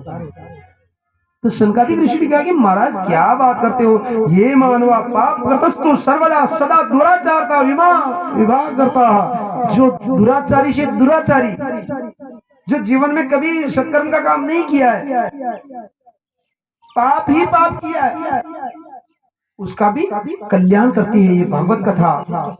और अंत में उन्होंने कह दिया कि जिन्होंने कभी माता पिता की सेवा नहीं करी, सत्य भी नहीं बोले, झूठ किया, अहिंसा की, कुछ भी किया, फिर भी उनका कल्याण करती है। और तो क्या महाराज, ये भागवत कथा यदि कोई पाप करता हुआ अधोगति में भी कोई चला गया और वो भूत प्रेत भी बन गया तो उसका भी ये भागवत कथा कल्याण कर देती है। राधे राधे।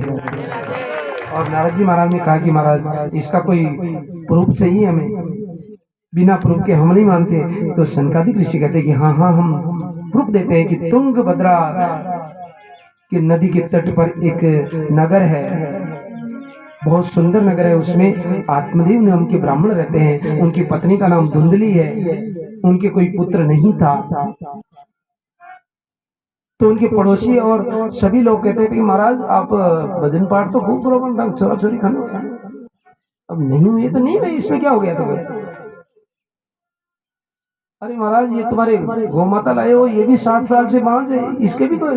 हाँ ये भी नहीं। तो ये महाराज ये तुलसी का पौधा ये भी आपके यहाँ आकर के सूख जाता है, आप मतलब क्या इसमें पानी नहीं सींचते हो क्या? सींचते हैं, आज रविवार इसलिए नहीं सींचा था, बाकी तो सींचते हैं हमेशा। तो फिर ये क्यों सूख जाता? ये तो मुझे भी मालूम नहीं पड़ रहा था क्यों सूखता। हाँ महाराज आपने ध्यान को ना, आप तो बच्चा बच्ची को ना, आप यानी सुबह भी थोड़ा मोड़ा उठो करो, ये आपको मुंडो देखे क्यों सूख गया? अरे नहीं, हाँ हाँ सही कह रहे हो।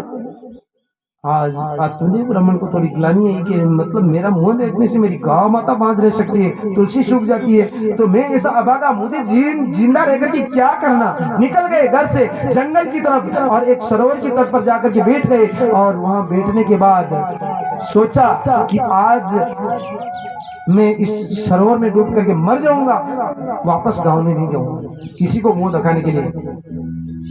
ऐसा नहीं है, फिर भी देखो उन्होंने सोच लिया, ब्राह्मण ज्ञानी होते हुए भी ऐसा सोच लिया कि जबकि ऐसा कुछ भी नहीं है, परंतु मन में आसक्ति हो गई, मुझे संतान चाहिए या संतान नहीं तो हम मरेंगे। निकल गए।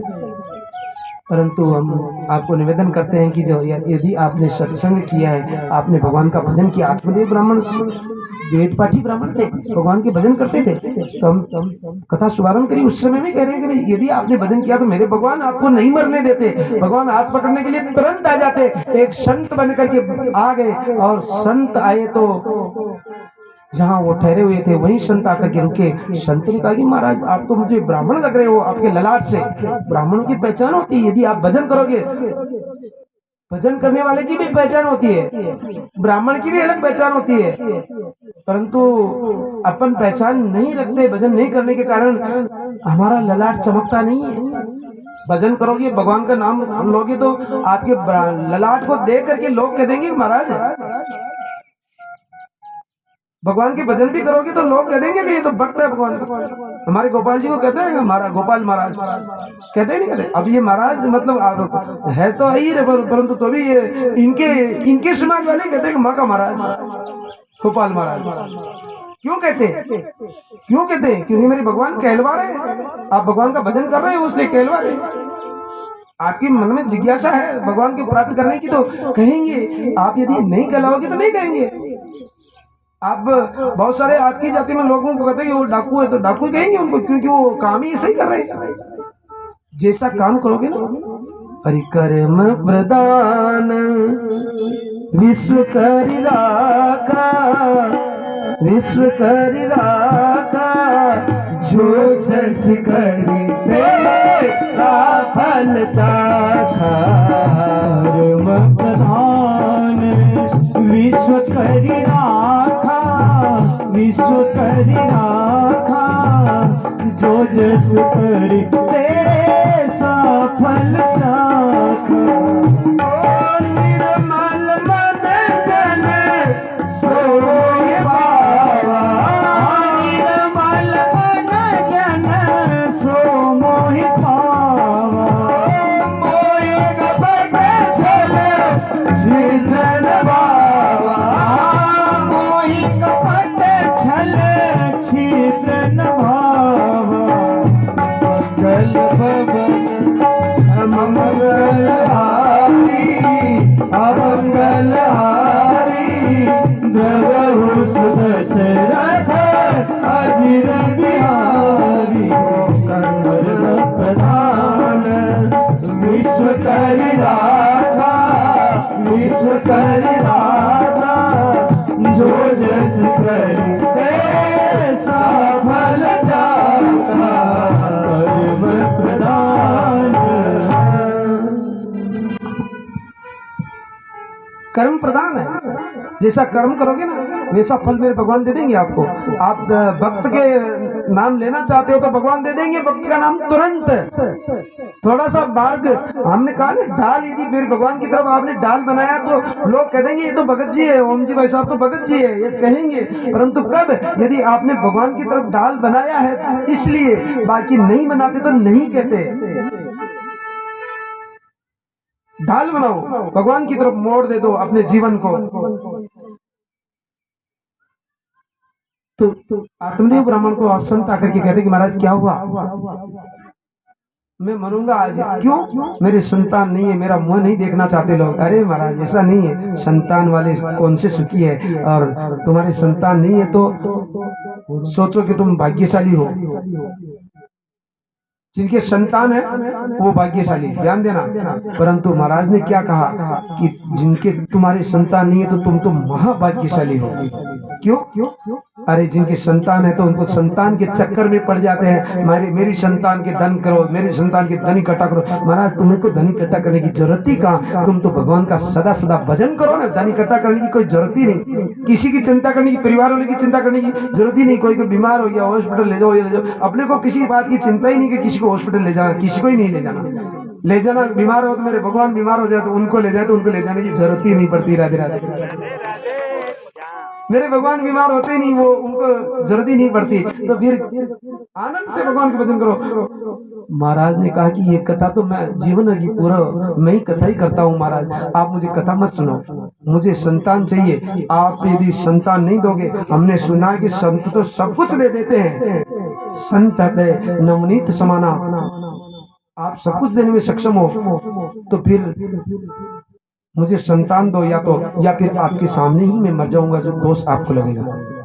उन्होंने कहा कि अब ये संतान जरूर लेगा। एक फल निकाल करके दे दिया, जाओ तुम्हारी पत्नी को खिला देना और तुम्हारी संतान हो जाएगी, परंतु तुम्हें संतान सुख तो नहीं मिलेगा। क्या कहा? तुम संतान तो तुम्हारी हो जाएगी, परंतु तुम्हें संतान सुख नहीं मिल सकता। मुझे नहीं दिख रहा है, क्योंकि तुम्हारे हाथ हस्तरेखा देखी थी, उसमें 7 जन्म तक कोई संतान नहीं है। तो मैं संतान तो तुम्हें दे दूंगा, परंतु तुम्हें सुख नहीं मिलेगा। संत सब कुछ दे सकते हैं, संतों के पास खजाना है देने का। चाहे 7 जन्म तक संतान न हो तो भी किसी भक्त ने कह दिया कि जाओ जाओ संतान दे दी, तो भगवान को भी देनी पड़ती है। राधे राधे। बस सब कुछ दे सकते हैं संत, और संत ने फल दे दिया। फल ला करके आत्मदेव ब्राह्मण खुश हो गया, धुंधली को ला करके दिया। धुंधली ने विचार किया, देख करके निकल गए। कोई काम करो तो सदा विवेक से करो, ध्यान देना। यदि मतलब आत्मदेव ब्राह्मण अपनी पत्नी को फल खिला देते तो शायद उनका भाग्य उदय हो जाता, परंतु उनके भाग्य में लिखा ही नहीं थी संतान, तो कैसे हो? संतान तो लिखी नहीं। संतों का कहना मानते पूरा तो हो जाती, परंतु नहीं माना और देख करके बाहर निकल गए। धुंधली ने विचार किया कि फल नहीं खाऊंगी। उसकी बहन आकर के कहती, क्यों चिंता कर रही हो, खा लो फल। नहीं नहीं, मैं तो मेरे गर्भ रह जाएगा, चोर आ जाएंगे, मुझे पीटेंगे, मेरा शरीर भारी हो जाएगा, मैं दौड़ नहीं पाऊंगी। और फिर मान लिया चोर नहीं आए, प्रसव हुआ उस समय में, तो नया जीवन मिलता है, तो मेरा मृत्यु होगी तो मैं ऐसी संतान मुझे किस काम की, मैं नहीं कहूंगी। तो उन्होंने कहा कि फिर तो इसकी फल की परीक्षा के लिए इसको गाय को खिला दो, और मेरे बच्चा होगा तो मेरा बच्चा तुम्हें दे दूंगी, तुम मुझे धन दे देना। ऐसा अदला बदली कर ली और अपने पेट के कपड़े लिपेट करके अपने पत्नी को धोखा दे दिया, पति को धोखा दे दिया कि मेरी संतान होने वाली है। समय आया जब उसकी बहन के लड़का हुआ, उस लड़के को रातों रात यहाँ लेकर के धन दे दिया उसको। पतिदेव को कहा कि आत्मदेव, पतिदेव हमारे संतान की प्राप्ति हुई, बच्चा हुआ। आत्मदेव बहुत ब्राह्मणों को दान देते हैं, खुश होते हैं, परंतु वो कह रही कि मेरे स्तन से दूध नहीं आ रहा। तेरे तो बच्चा ही नहीं हुआ, दूध कहां से आएगा? मेरी बहन के बच्चा हुआ था, वो मर गया है, उसको बुलाओ, उसको थोड़ा धन दे दो, तो वो मेरे बच्चे को आकर के हमेशा दूध पिला जाएगी। आत्मदेव ब्राह्मण ने स्वीकार कर लिया। आत्मदेव ब्राह्मण वहां से अब उनकी छोटी बहन को धन दे देते हैं, रोज आकर के दूध पिलाती है। और कुछ समय बाद, 3 महीने बाद, उस जिस गाय को फल की परीक्षा के लिए, संतों की परीक्षा लेने के लिए फल खिलाया था, उसके भी बछड़ा नहीं होकर के एक बच्चा हुआ।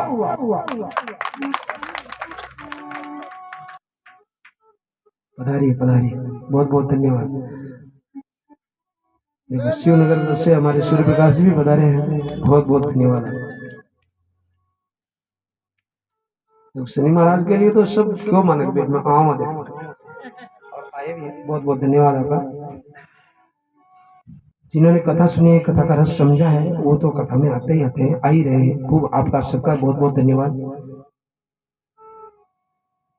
तो दोनों का नामकरण संस्कार किया, धुंधकारी पत्नी ने कहा कि मेरे नाम से मैंने दुख देखा तो मेरे नाम से रहेगा धुंधकारी। और बच्चे का जो गो के बच्चा हुआ था उसके कान केवल गाय के कान जैसे लंबे थे, इसलिए उनका नाम गोकर्ण रखा। बोलिए गोकर्ण जी महाराज की। गोकर्ण जी महाराज बहुत ज्ञानी हुए। धुंधकारी दुष्ट निकला।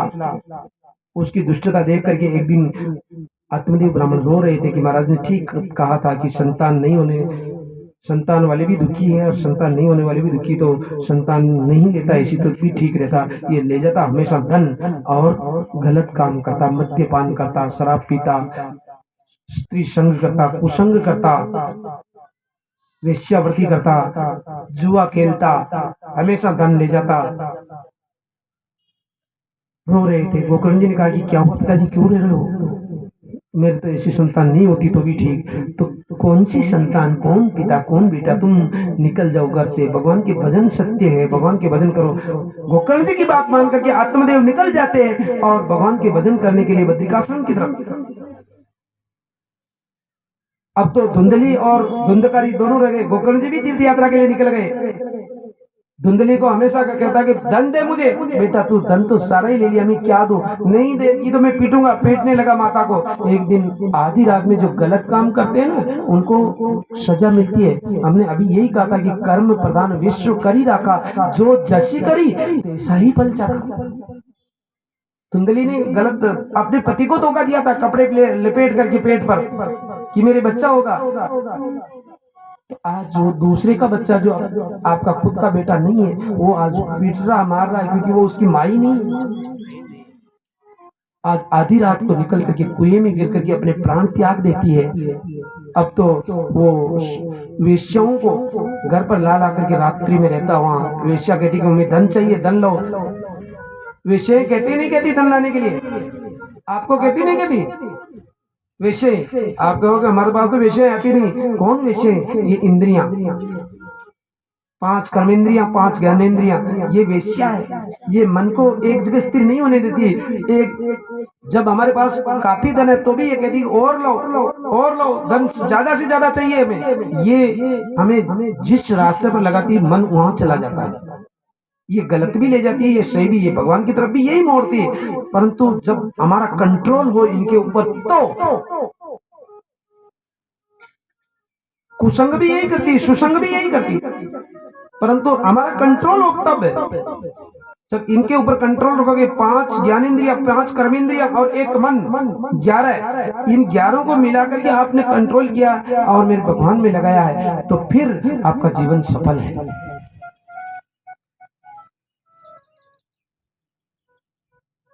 ये वेश्या एक दिन सोचती है कि ये हमेशा धन लाता है, ये एक दिन हमें पिटवाएगा राजा से। तो रात्रि को सोते हुए धुंधकारी को फांसी लगा करके मारने की कोशिश करती, खींचती इधर उधर, परंतु पापी लोग जल्दी नहीं मरते। ध्यान देना, प्राण जल्दी नहीं निकलते। खींचा नहीं मरा तो फिर अंगारे मुंह में ठूस ठूस करके उसको मार देती है। वेश्या चली जाती है। धुंधकारी प्रेत बन जाता है। गोकर्ण जी को पता लगता है, गया में उसका पिंडदान करते हैं। और एक दिन रात्रि में गोकर्ण जी वापस अपने गांव आते हैं। आधी रात का समय था, तो उन्होंने सोचा कि मैं किसके घर जाऊं, मेरे पिता का घर है तो मैं यहीं रात्रि विश्राम करूंगा। रात्रि विश्राम वहां करने के लिए रुके, तो रात्रि को जब भी भगवान के भक्त होते वो 5 मिनट का, भगवान का 5 मिनट 10 मिनट जो भी बिस्तर पर बैठ करके भी भगवान का नाम जपते हैं। ध्यान देना, जो भगवान का नाम सोते हुए भगवान का नाम जपते हैं, सोते के समय भगवान के साथ सो, भगवान के साथ जगो। भगवान के साथ ही तो सोना है और भगवान के साथ ही जगना है। ऐसा यदि किया है तो फिर रात्रि में भी भगवान साथ में रहते हैं, चाहे दिन हो चाहे रात हो। सपने में आते हैं भगवान। यदि आपने भगवान का सुमिरन किया है, भगवान का स्वरूप का आपने ध्यान किया है और पूरे दिन को यदि याद किया है बिस्तर पर बैठ करके आज मैंने कौन सा गलत काम किया, उसके लिए भी भगवान से माफी मांगी कि प्रभु मेरे से गलती हो गई, आज के बाद में ऐसी गलती करूंगा नहीं, मुझे माफ कर देना और मैं आपके भजन करूंगा। ऐसे भजन करते करते यदि आपको नींद आ गई तो रात को सपने में मेरे साक्षात नारायण दर्शन देने के लिए आ जाएंगे। ऐसा जब भजन करने लगे गोकर्ण जी तो धुंधकारी आवाज करने लगा, प्रेत कभी बोल नहीं सकता। प्रेत वायु के रूप में रहता है, हवा के रूप में। ऐसे गंडाटे कर रहा है। अरे गोकर्ण जी कहते रहे कौन हो? संत कभी डरते नहीं, ध्यान देना। जो भगवान के भक्त है कभी डरने की जरूरत नहीं। न तो कोई मार सकता है, न कोई जीवन दे सकता है। केवल परमपिता परमात्मा सब कुछ कर सकते हैं, उनके अलावा किसी के हाथ में नहीं है। संत डरते नहीं। संतों ने, गोकर्ण जी ने हाथ में जल लिया, कौन हो तुम? बोल करके बताओ क्या चाहिए तुम्हें। उन्होंने कहा मतलब प्रेत में बोलने की शक्ति नहीं है। गोकर्ण जी ने हाथ में जल लिया और जल छिड़का, संकल्प करके बोलने की शक्ति आ गई। उन्होंने कहा कि भैया मैं कोई और नहीं हूँ, मैं तो तुम्हारा भाई धंधकारी हूँ। अरे मेरा भाई धंधकारी, तेरी अभी गति नहीं हुई है, मैंने तेरे लिए गया में पिंडदान करवाया। उन्होंने कहा कि 1000 पिंडदान करा दो, 1000 श्राद्ध करा दो, परंतु मेरी गति नहीं हो सकती। क्यों? कि मैंने कर्म ही गलत किए, मेरी गति नहीं हो सकती। उन्होंने कहा मेरी गति आप भैया आप कैसे न कैसे मेरी मुक्ति करवा दो, मुझे मोक्ष दिलवा दो, मैं बहुत दुखी हूँ। आप ध्यान देना, मनुष्य जीवन में तो बहुत कोई दुख नहीं है, मनुष्य जीवन में कोई दुख नहीं है, परंतु जब दूसरी योनियां मिलती है ना तो बहुत दुखी होते हैं। ये वृक्ष है ना सबसे ज्यादा दुखी है, सबसे ज्यादा 84 लाख योनि में ये वृक्ष सबसे ज्यादा दुखी है। इनको कुल्हाड़ी लेकर के पीटते तो ये बोल भी नहीं सकते कि मेरी कुल्हाड़ी मत मारो। ये वृक्ष है जड़ी योनि, मतलब ये कह नहीं सकते कि हमारे कुल्हाड़ी की मत दो। जहां से तोड़ते हो वहां से टूटना पड़ता है। पत्ते तोड़ो तो पत्ते टूट जाएंगे, डाल तोड़ो डाल टूट जाएगी, नीचे से काटोगे तो नीचे से कटना पड़ेगा। रो नहीं सकते, कह नहीं सकते, क्या करें। ये मनुष्य जीवन में कुछ नहीं है। अब प्रेत योनि में भी जीव बहुत घबराता, बहुत घबराता। उन्होंने कहा कि भैया मैं बहुत दुखी हूँ, मेरा मोक्ष करवाओ। उन्होंने कहा कि भाई अभी तुम शांत रहो, सुबह पहले मैं तुम्हारा मोक्ष कराऊंगा। यदि मैंने इतना गया में पिंडदान करवाया फिर भी तुम्हारा मोक्ष नहीं हुआ तो मैं सुबह तुम्हारे मोक्ष का उपाय करूंगा। सूर्यदेव होता है, सूर्यनारायण भगवान से प्रार्थना करते हैं गोकर्ण जी। सूर्यनारायण भगवान उनको आदेश देते हैं आकाशवाणी के रूप में कि उनको भागवत कथा सुनाओ। और गोकर्ण जी आज भागवत कथा के लिए व्यवस्था करते हैं। राधे राधे। गोकर्ण जी स्वयं व्यासपीठ पर आसीन होकर के आज एक बांस में प्रेत को बिठाते हैं और सभी संतों को निमंत्रण देते हैं, जो जिनकी इच्छा हो जाओ, परंतु निमंत्रण सबको दिया, पधारो कथा है। कथा में सारे संत लोग जो संत होते हैं वो कथा में आकर के पंडाल में विराज सकते हैं। बाकी अभक्त असंत जो संत नहीं है वो पंडाल में कभी नहीं आ सकते। राधे राधे। ध्यान देना, जो भगवान के लाडले हैं, जिनको भगवान से प्रेम है, वो ही इस पंडाल में प्रवेश कर सकते हैं। बाकी हो नहीं सकता कि कोई आ जाए और कथा सुन ले। ऐसा कभी मत सोचना कभी श्रोता कम है या ज्यादा है। जिनके ऊपर विशेष भगवान की कृपा होगी वही यहाँ प्रसाद लेने के लिए पधारेंगे, क्योंकि जिन पर राम की कृपा होती है उन पर सबकी कृपा होती है। अरे जहाँ पर कृपा राम की होई, राम की होई, ता पर कृपा सरक होई। जहाँ पर कृपा राम की होई, राम की होई, ता पर कृपा